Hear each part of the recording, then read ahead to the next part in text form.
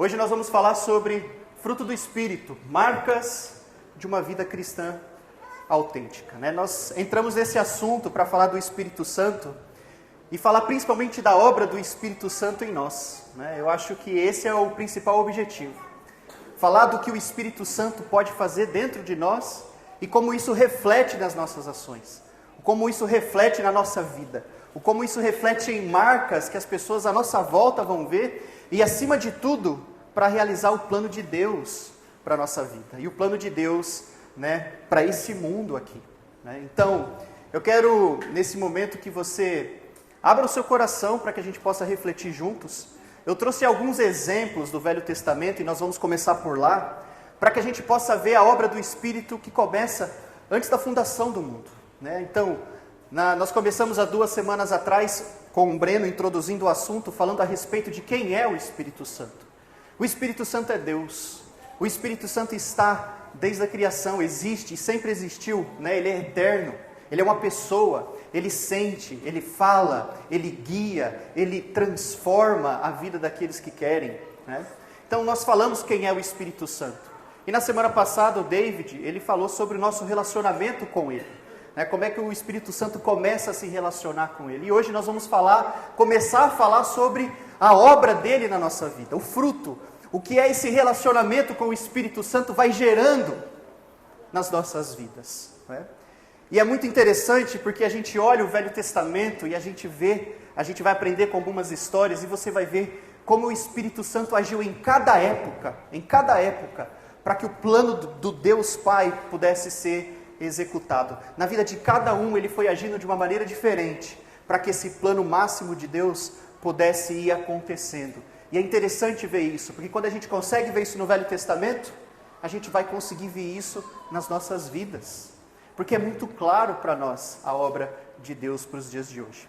E eu convido você a puxar aí na sua memória a primeira história que nós vamos ver. E a primeira história é sobre José. Você lembra dele? José, vendido pelos seus irmãos, escravo no Egito. Você lembra dele, né? E sabe o que o faraó falou para José?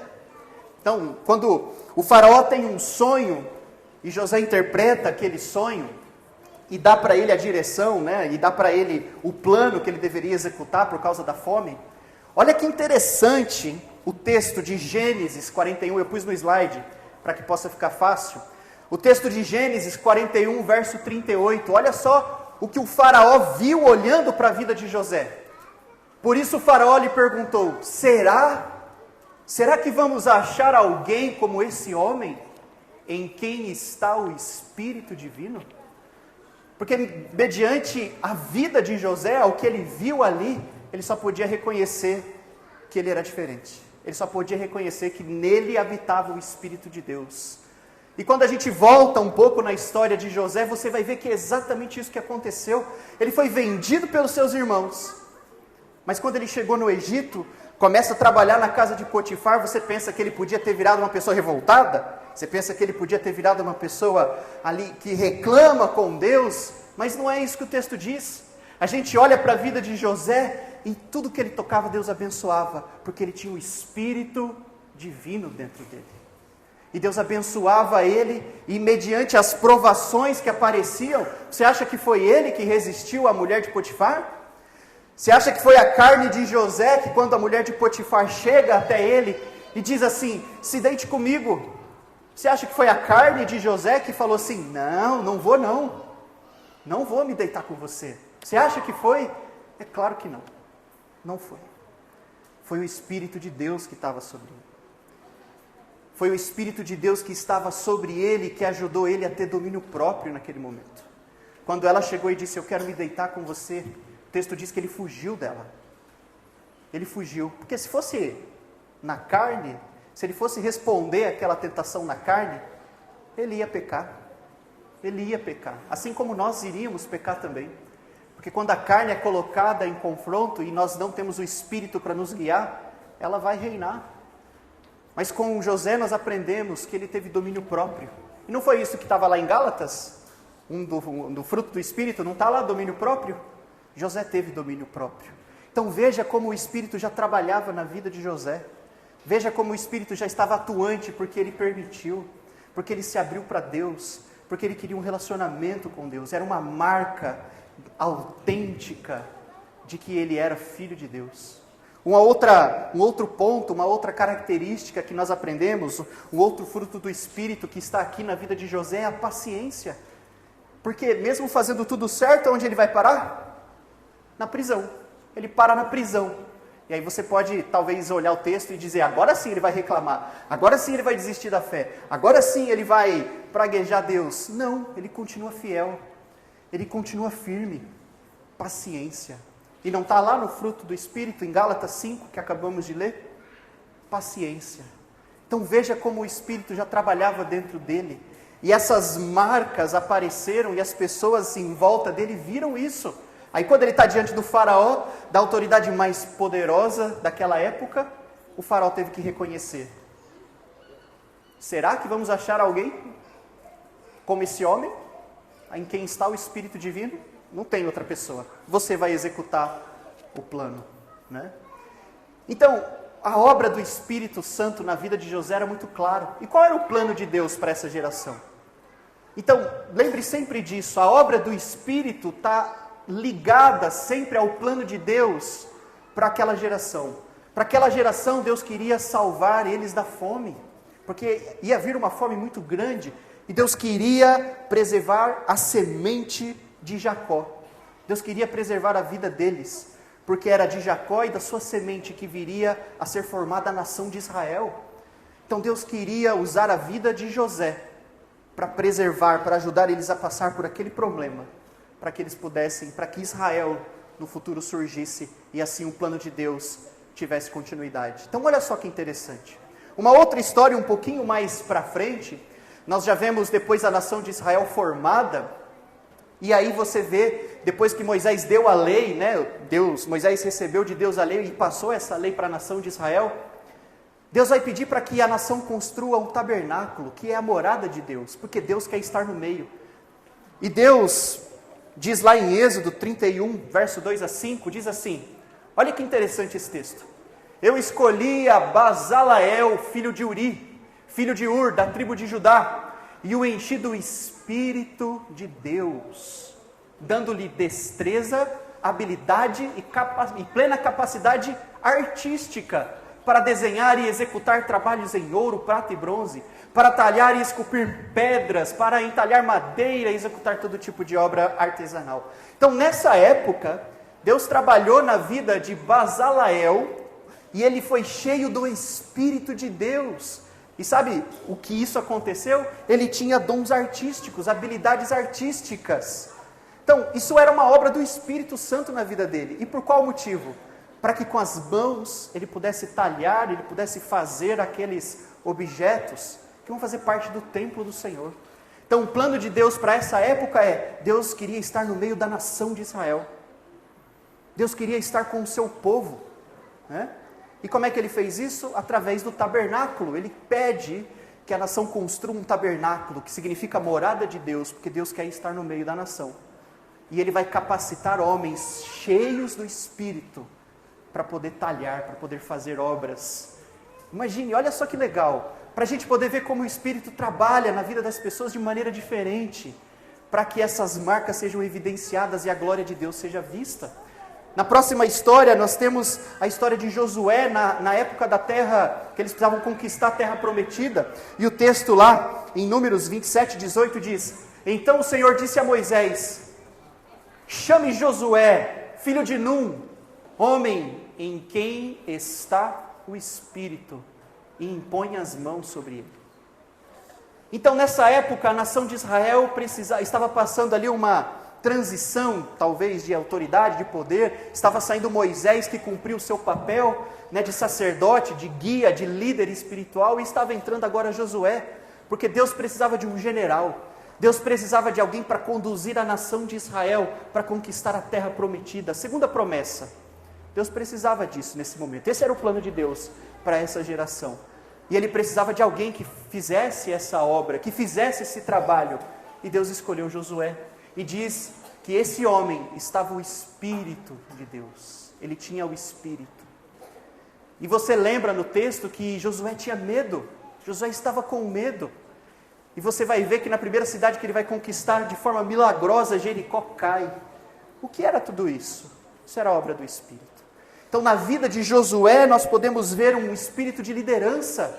Então quando Deus trabalha, quando o Espírito trabalha, também há liderança, espírito de liderança, para guiar o povo de Deus. Uma outra característica é a coragem de Josué. Você pensa quantas guerras ele precisou enfrentar? Quantas batalhas ele precisou enfrentar? Quantas lutas? Como é que ele fez tudo isso? Pela carne dele, pelo esforço dele, pela vontade dele? É óbvio que não. Porque isso não era uma obra de Deus. Não era uma obra dos homens, era uma obra de Deus. Então Deus o capacitou com coragem para que ele pudesse executar. E a obra foi feita, a terra foi conquistada, a nação se estabeleceu. E Deus continua preparando o terreno para a chegada daquele que vai salvar o mundo. Na próxima história nós temos o exemplo dos juízes, Sansão, e aqui a gente vê o Espírito Santo trabalhando também de uma maneira diferente, talvez não casual, não usual hoje em dia, por causa do plano de Deus, mas olha só em Juízes, quando ele fala a respeito de Sansão, em Juízes 13, 25, e o Espírito do Senhor começou a agir nele, quando ele se achava em Manedã, entre Zorá e Estaol. Em outro texto, Juízes 14, 6 diz: o Espírito do Senhor apossou-se de Sansão, e ele sem nada nas mãos, rasgou o leão como se fosse um cabrito, mas não contou nem ao pai nem à mãe o que fizera. Então a obra de Deus, esse Espírito Santo que estava na vida de Sansão, o deu força. Você acha que ele foi para a academia quando ele nasceu? Que ele foi lá malhar, fazer academia, ganhar músculos, depois ele foi aprender artes marciais, para poder enfrentar a nação, para poder enfrentar os filisteus, que ele aprendeu estratégias de como destroçar um leão? É óbvio que não. Veja o poder do Espírito na vida dele. O Espírito Santo estava na vida de Sansão nesse momento, e ele foi capaz, como um graveto, rasgar um leão no meio. E por quê? Por que disso? Porque nessa época, o plano de Deus para Israel era libertá-los da opressão dos filisteus. Eles estavam sendo oprimidos pelos filisteus. Eles estavam enfrentando perseguições, problemas, eles precisavam de ajuda. Eles se arrependeram e clamaram a Deus. E Deus levantou um libertador, Sansão, cheio do Espírito. Então veja como o Espírito trabalhou aqui de uma maneira diferente, dando força para ele. E a última história aqui do Velho Testamento que eu quero compartilhar com você é a história de Davi. Lá em 1 Samuel 16, verso 13, diz: Samuel então apanhou o chifre cheio de óleo e o ungiu na presença dos seus irmãos. E a partir daquele dia o Espírito do Senhor apoderou-se de Davi. E Samuel voltou para Ramá. Então nesse dia em que Davi foi ungido, o Espírito de Deus se apoderou dele. E você lembra a história de Davi? Davi foi um grande rei. Davi foi um líder para a nação de Israel. E o plano de Deus para essa época é para que a nação de Israel prosperasse. E para Davi Deus fez uma promessa. Deus prometeu para Davi que o seu descendente seria um rei eterno. Então Deus queria trabalhar na vida de Davi. Deus queria capacitá-lo, e ele ficou registrado na Bíblia como homem segundo o coração de Deus. E o interessante na história de Davi é que ele pecou contra Deus. Ele pecou contra Deus. Você lembra da história? Ele pegou uma mulher que não era dele. Ele fez algo abominável aos olhos do Senhor. E mais do que isso, ele ajudou a matar o marido para poder ficar com a esposa. Só que a diferença de Davi para os outros era o arrependimento dele. Mais uma obra do Espírito Santo dentro do coração de Davi. A ponto dele dizer em Salmo 51, verso 11. Depois eu convido você a ler os Salmos inteiro para que a gente possa entender esse coração derramado, contrido de Davi. Mas ele disse em Salmo 51, 11: Senhor, não te expulses da tua presença, nem tires de mim o teu Santo Espírito. Davi tinha tanta noção do que era o Espírito Santo. Davi tinha tanta noção do relacionamento dele com Deus, que ele clama a Deus, ele pede a Deus, ele suplica a Deus: Senhor, não tira de mim o teu Espírito, Senhor. Senhor, não tira de mim ele. Porque Davi sabia que do dia em que o Espírito saísse, ele voltava a ser totalmente carnal. E o domínio próprio, a paciência, o arrependimento, ia tudo junto. Porque tudo isso é obra do Espírito dentro de nós. Então ele clama a Deus: Senhor, não tira de mim o teu Espírito Santo. Davi também ficou conhecido como um espírito de liderança. Então veja nessas histórias, quantas marcas autênticas que mostram que essas pessoas, elas eram cheias do Espírito Santo. E em cada época Deus tinha um plano para aquela geração. Hoje nós lemos o texto de Gálatas, capítulo 5, do verso 16 ao 26. E diz lá que hoje o Espírito Santo trabalha em nós, gerando essas coisas. Mas o fruto do Espírito é amor, alegria, paz, paciência, amabilidade, bondade, fidelidade, mansidão, domínio próprio. E contra essas coisas não há lei.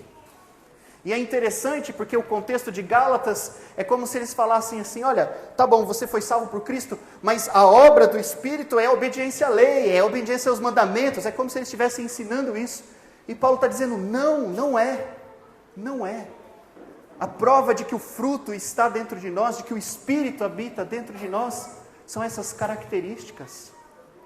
A pergunta para você meditar é: a partir do momento em que você nasceu de novo, a partir do momento em que você entregou a sua vida a Cristo, a partir do momento em que você creu no Evangelho, que você se arrependeu dos seus pecados, que você confessou que Jesus é o seu Senhor, você tem visto, e você se batizou para receber o perdão e o dom, você tem visto isso na sua vida? Eu não estou dizendo que a partir do momento que a gente sai das águas, a gente muda, 100%. Aí começa um processo de transformação. Aí começa um processo de santificação. E diariamente somos desafiados a nos encher do Espírito para que essas características prevaleçam e as obras da carne sejam enterradas cada dia mais. Você tem visto transformação da sua vida? Porque senão, a gente precisa repensar a nossa fé. A gente precisa buscar mais o Espírito. A gente precisa buscar mais a oração, a comunhão, a leitura, o estudo. Mais se encher do Espírito para que essas coisas possam prevalecer. Porque se a gente deixar, as obras da carne vão tomando conta de nós. Agora a pergunta para a gente pensar e terminar a nossa reflexão é: então, o Espírito que está dentro de nós quer nos gerar todas essas coisas, e nas próximas semanas a gente vai começar a trabalhar um por um, detalhadamente, para que a gente possa aprender com cada área. Vamos falar uma pregação sobre amor, sobre alegria, sobre paciência, sobre paz, para que a gente possa aprender mais sobre a obra do Espírito em nós. Mas a pergunta é: o Espírito quer produzir isso em nós, quer produzir todas essas coisas, por quê? Qual é o plano de Deus para essa geração? Qual é o plano de Deus para nós hoje? Convido você a abrir em Efésios, capítulo 3, do verso 8 ao verso 11.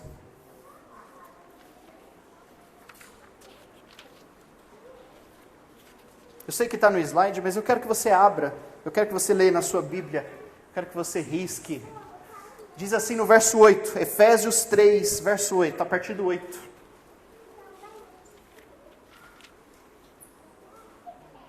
Embora eu seja o menor dos menores de todos os santos, foi-me concedida esta graça de anunciar aos gentios as insondáveis riquezas de Cristo e esclarecer a todos a administração desse mistério que durante as épocas passadas foi mantido oculto em Deus, que criou todas as coisas. A intenção dessa graça era que agora, mediante a igreja, a multiforme sabedoria de Deus se tornasse conhecida dos poderes e autoridades nas regiões celestiais, de acordo com seu eterno plano, que Ele realizou em Cristo Jesus, nosso Senhor. A vontade de Deus, a partir do momento em que o reino chegou, que é a igreja, lá em Atos, capítulo 2, a vontade de Deus é que a multiforme sabedoria dEle se torne conhecida ao mundo, através do Evangelho.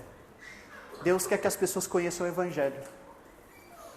É esse mistério que estava oculto nos outros tempos. Você tem noção de o quanto nós somos privilegiados aonde nós estamos na história? Porque esse plano de Deus foi sendo revelado aos poucos e ele está completo. O plano de Deus está completo e claro como a última peça de um quebra-cabeça daqueles grandões, sabe? De 10 mil. A gente está vendo o quebra-cabeça montado e a imagem pronta. Porque o plano de Deus é a igreja. O plano de Deus é a igreja. Sou eu, é você, somos nós. O plano de Deus é a igreja e que mediante a igreja a sabedoria dele seja conhecida ao mundo. Então Deus quer, através do teu Espírito, gerar essas marcas em nós. Para que a gente possa cada dia mais ser mais parecido com Cristo. Cada dia mais enterrar a carne. Estar mais próximo de Deus e mais próximo da eternidade. E que essas marcas sejam vistas por todas as pessoas lá fora. Para que as pessoas vejam quem nós somos e a nossa fé. E a gente torne conhecido a sabedoria de Deus, que é o Evangelho da salvação em Cristo Jesus. Que morreu na cruz por nós, que pagou os nossos pecados. E por causa disso, nós podemos ter vida eterna. Esse é o plano de Deus. Que privilégio saber disso. Então, medite sobre isso, pense sobre isso. E eu convido você a meditar em cada área dessa que nós lemos do fruto do Espírito. Para que a gente possa crescer naquele que é o cabeça, Cristo. Para que a gente possa se encher do Espírito Santo. E que essas marcas autênticas sejam vistas. Mas acima de tudo, para a honra e glória de Jesus. Amém? Oremos. Pai, obrigado, Senhor, por Tua graça e misericórdia. Perdoa, Senhor, os nossos pecados, porque nós sabemos, Senhor, que somos falhos, Senhor, e somos totalmente dependentes de Ti. E aprendendo com cada história hoje, com cada exemplo, Senhor, nós possamos ver como o Teu Espírito Santo é vivo, é eficaz e Ele trabalha e Ele age, Pai, nas vidas de cada um que se permite se entregar ao Senhor. E que o Senhor, Pai, possa nos ajudar a abrir o nosso coração completamente para a obra do Espírito. Para que nós possamos ser transformados, Senhor. Transformados segundo a Tua imagem. E para que esse fruto cresça e ele possa gerar cada vez mais fruto para a honra e glória do Teu nome. E que as pessoas possam conhecer a Ti através das nossas vidas. Obrigado por cada irmão presente aqui hoje, Pai. Obrigado por essa manhã. Nos leve em segurança para a nossa casa. E por tudo que o Senhor tem feito, Senhor, nós te damos graças pelo nome de Cristo, nosso Senhor e Salvador. Amém.